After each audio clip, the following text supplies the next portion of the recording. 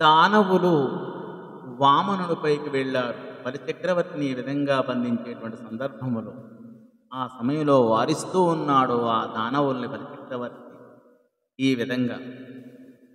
పలు దుర్గంబులు సచివులు బలములు మంత్రౌషధములు బహుశేముషియం కలిగియు సామోపాయంబుల కాలమెరింగిరుపుడు పోరుట ఎప్పుడున్.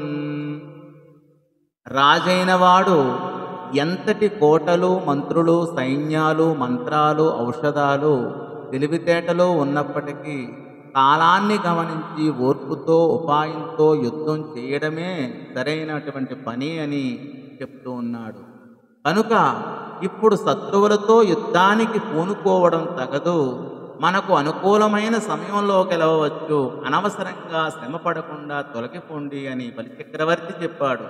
అప్పుడు విష్ణు భక్తులకు భయపడి రాక్షసులు రసాతలానికి వెళ్ళిపోయారు. అటు పిమ్మట యాగంలో సోమపానం చేసే చివరి దినాన విష్ణువు అభిప్రాయాన్ని తెలుసుకొని గరుడు ఆ మహాబలిచక్రవర్తిని వరుణ పాశాలతో బంధించాడు. ఆ సమయంలో బాహులు పదములు కట్టిన శ్రీహరి కృపగాక ఏమి చేయుతునని సందేహింపక బలి నిలిచెను ఆహారవమసగెత సతిగంతములందున్. బాహులు పదములు కట్టిన శ్రీహరి కృపగాక ఏమి చేయుదునని సందేహింపక బలి నిలిచెను ఆహారవమెసగే దశదిగంతములందున్. చేతులు కాళ్ళు కట్టబడిన బలిచక్రవర్తి ఇది విష్ణువు దయ, దీనికి ఏమీ చేయలేను అనుకుంటూ సంకోచం ఏమీ లేకుండా మౌనం వహించాడు. అన్ని వైపులా ఆహాకారాలు చెలరేగాయి అని ఈ పద్యభావము ధన్యవాదము.